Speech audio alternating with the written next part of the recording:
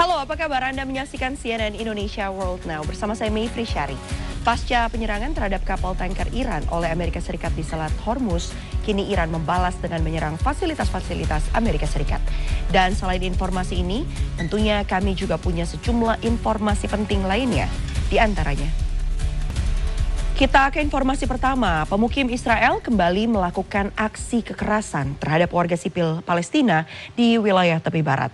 Sebuah mobil yang membawa satu keluarga termasuk balita dan anak-anak dilempari batu saat melintas di dekat permukiman ilegal Eli.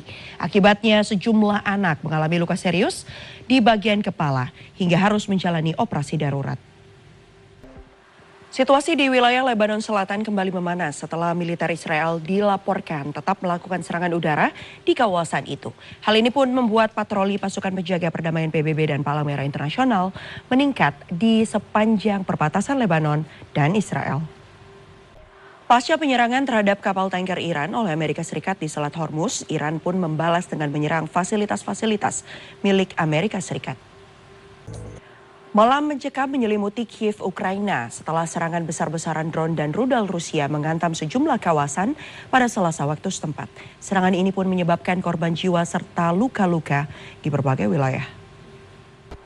Sementara itu PBB mengecam serangan rudal dan drone skala besar yang dilakukan oleh militer Rusia di sejumlah kota di Ukraina. Serangan yang menyasar permukiman penduduk dan infrastruktur sipil ini pun dilaporkan sudah menewaskan sedikitnya 23 warga sipil, termasuk diantaranya anak-anak. Untuk itu PBB kembali menegaskan bahwa serangan terhadap warga sipil merupakan pelanggaran hukum internasional.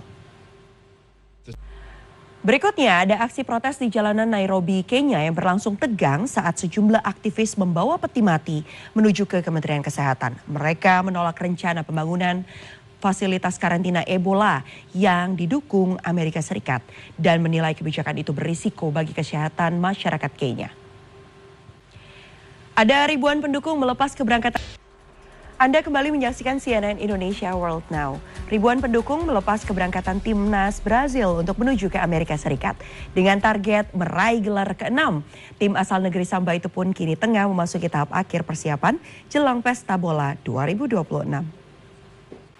Dan kemeriahan menyambut gelaran pesta sepak bola 2026 juga kian terasa di mana di Amerika Serikat piala asli FIFA kini resmi dipamerkan di Museum Sejarah Alam Amerika New York sebagai bagian dari rangkaian tur piala.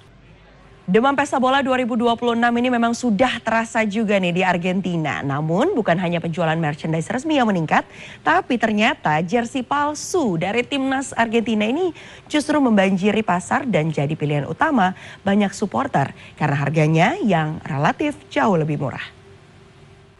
Kita beralih ke informasi lainnya, ada Raja Charles III dan Ratu Camilla menggelar acara khusus untuk memperingati hari jadi ke-125 Yayasan Amal Cancer Research UK. Acara yang berlangsung di Istana St. James ini turut dihadiri oleh Kate Middleton yang tampil untuk memberikan dukungan langsung bagi staf dan peneliti kanker. Berikutnya ada yang menarik nih ya, ada sebuah gerakan politik satir bernama Cockroach Janta Party atau CJP tengah jadi perbincangan di India. Berawal dari media sosial, gerakan yang digerakkan oleh kaum muda ini pun berhasil menarik jutaan pengikut dan menyuarakan ketidakpuasan terhadap berbagai persoalan sosial dan ekonomi. Dan CNN Indonesia World Now akan kembali dengan sejumlah informasi menarik lainnya usai jeda. Pastikan Anda tetap bersama kami. Terima kasih Anda masih bersama kami di CNN Indonesia World Now. Kabar duka datang dari dunia musik internasional. Ada penyanyi legendaris R&B yang juga dikenal lewat suara emasnya di berbagai lagu klasik Disney, Peabo Bryson, dikabarkan meninggal dunia pada usia 75 tahun. Dan perubahan iklim juga terus menjadi perhatian para ilmuwan dunia. Contohnya di Swiss ada sekelompok mahasiswa dan peneliti yang mengembangkan robot bawah air yang mampu menyelam di bawah danau untuk mengukur ketebalan es secara akurat.